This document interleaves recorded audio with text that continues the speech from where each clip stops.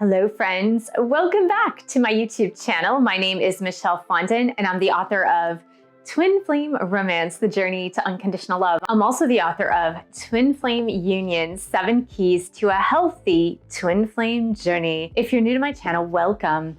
Thank you for subscribing below.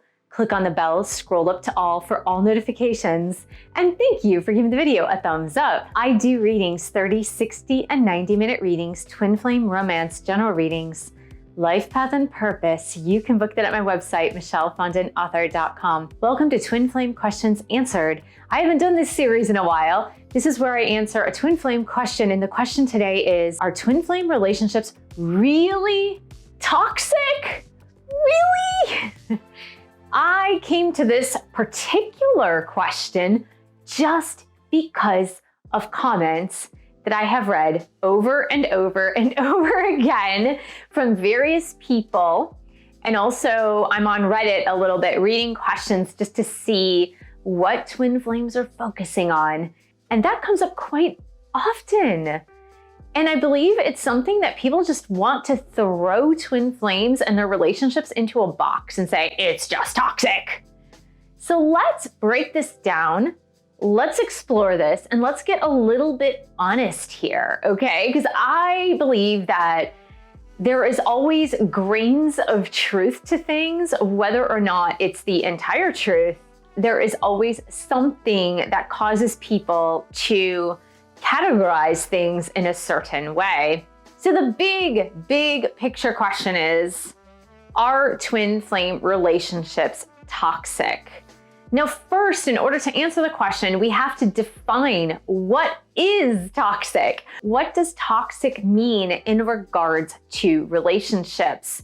This is really important because, as I mentioned, people have a tendency to over-categorize. One of the other words that people today in 2023 and before this, several years before this, that people overuse, I believe, is the word narcissist or narcissistic. Toxic is another one of those words that people have a tendency to overuse or over-categorize. Let's explore what a toxic relationship actually means. So when we look at the word toxic, it reminds me of chemicals with a skull and crossbones and an X through it saying, do not ingest this toxic chemical because if you do, you will die. So toxic for me is something that is not healthy, not digestible, something that may hurt or harm you or leave you dead. So for me, that's truly what the word toxic means. When it refers to relationships themselves, it's obviously something that is going to hurt or harm you, or something that's going to leave you dead. To me, that's what that would mean. Now, when we overgeneralize or overcategorize, it really puts things into boxes that are either black or white. So the opposite of toxic for me would be healthy or digestible, if we're to go back to those chemical bottles. So if it is healthy, then it is not toxic. Toxic and healthy would be on opposite ends of the spectrum. Now, you know, as well as I know, that most things don't often fit into a box that is completely white or completely black, completely healthy in this case, or completely toxic. There are some gray areas in the middle. A relationship that is very healthy could have toxic moments, and a relationship that is overall generally toxic can have a lot of healthy moments. So there are many areas of gray in between those two opposition categories. Now let's explore why a person might think or might be inclined to think that a twin flame relationship is toxic. Well, let's look at some of the elements of the twin flame connection in order to really outline this. The first one that comes to my mind is the runner-chaser dynamic, where one person chases and the other person runs. That certainly doesn't seem like a healthy behavior to me. Another trait might be the twin flame obsession that we've talked about in other videos, where one or both people are obsessed with one another, it's like they can't get enough. It's like that drug. So obsession, to me, in astronomical amounts, would be unhealthy to me. And it might fall into the category of toxic. Now let's look at another part of the twin flame journey, and that is a twin flame separation, where you might even be in an on-again, off-again relationship where a person, your twin flame, comes into your life and then they leave, or you come into your twin flame's life and then leave. That on-again, off-again part of the twin flame separation from an objective point of view can certainly be seen as something toxic. So for those reasons, and perhaps more, people might be inclined to categorize the twin flame relationship as being toxic. I would like to offer another perspective, however, in that we are humans. As humans, our relationships are not perfect. Now, if you don't believe me, then I would like you to look up the top 10 reality shows, the top 10 talk shows, and look on the covers of many magazines, such as People magazine or tabloids, and you will see that what we see in the media, what we see in the news, what we see in our magazines or e-zines are stories of people in relationships that are not being healthy. And this certainly seems to be more the norm than the not norm.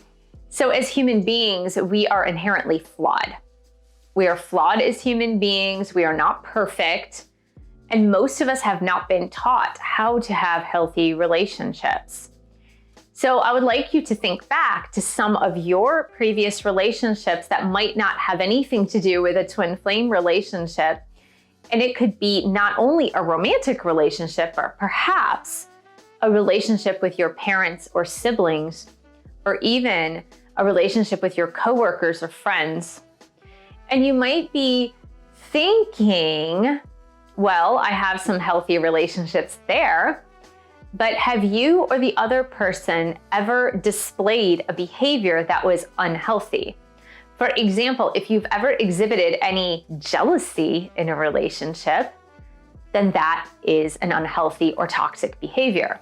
If you've ever exhibited obsession or spying on a boyfriend or girlfriend or wife or husband, then that is an unhealthy or toxic behavior. If you've been in a relationship where there was no trust and there was an invasion of privacy in that relationship, where you were reading the other person's phone or they were reading your phone when you weren't looking or they weren't looking, I would say that's unhealthy or toxic behavior.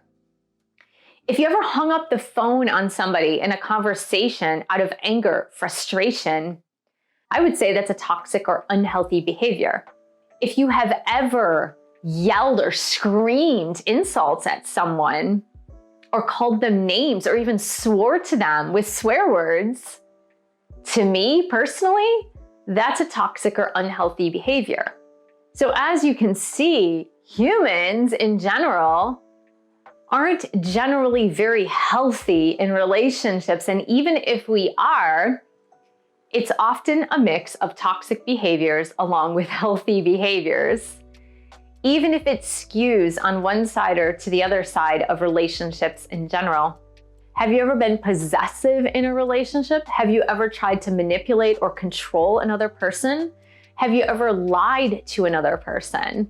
Have you ever not spoken the entire truth, just holding back a little bit? If so, those are all toxic behaviors. Anyone who acts out of ego-based consciousness has certainly displayed some toxic behaviors in relationships. So I would say that the twin flame relationship, while it may be more difficult than most relationships out there, it is a snapshot or an example of relationships overall. And if we, as twin flames, are put on earth to help heal humanity and heal human interactions, relationships, to help heal what loving relationships means and what loving relationships don't mean, if we're here to show the example of that, then wouldn't it stand to reason that we would be brought into situations in our relationships, not only the twin flame relationship, but in our relationships with parents, caregivers, friends, family, sisters and brothers, and other people that have displayed toxicity and behaviors? Wouldn't it stand to reason that in order to do that for humanity, we would first have to learn to transcend toxic behavior ourselves in order to then show others and teach others healthy behavior? I would think that it would, because it's very difficult to teach something that you have not lived. So for example, if you've never experienced unconditional love, then it would be really hard for you to teach unconditional love. If you've never experienced alcoholism in your family or personally, it's really hard to teach sobriety. If you've never jumped out of a plane and parachuted out of a plane, how can you expect to be a teacher of parachuting out of a plane if you haven't had direct experience? So it's often the voice of experience that teaches us the best. So when we put an entire experience into one singular category, it doesn't show the entire picture of that category. And as I mentioned at the beginning, twin flame relationships, just as any relationships, are made up of human beings. And human beings are faulty. We are all faulty. We all have faults. We are all navigating this life with not a lot of experience. Whether you're 30, 40, 50, or 60, that's not a lot of years of experience in life. Now, of course, we have drawn from past lives if you are awakened to that. Your soul has evolved to a certain measure if you are awakened to that. But if we're talking about direct life relationship experience, most of us don't have a whole lot of experience. And so we are all moving through this, just trying to make our way through the dark. The next time you really want to judge and throw somebody or something into a category, think about the reasons why you need to do that. Why do you need to call a relationship toxic or your divine masculine toxic? Why would you need to do that? I believe the reason why you might want to do that is that you want to disregard something. You want to disregard your divine masculine. You want to disregard your twin flame connection or twin flames in general. And by setting it into a box called toxic, it's just easier to push it aside, let it go, and be like, I don't want to deal with that because it's toxic. When sometimes the universe is asking you to directly deal with something, even if it's unpleasant, even if it doesn't look pretty or digestible. For example, bleach is toxic. You can't drink bleach like orange juice, but sometimes it's really necessary to use some bleach in your toilet to get it really clean, right? So sometimes you have to use those toxic products.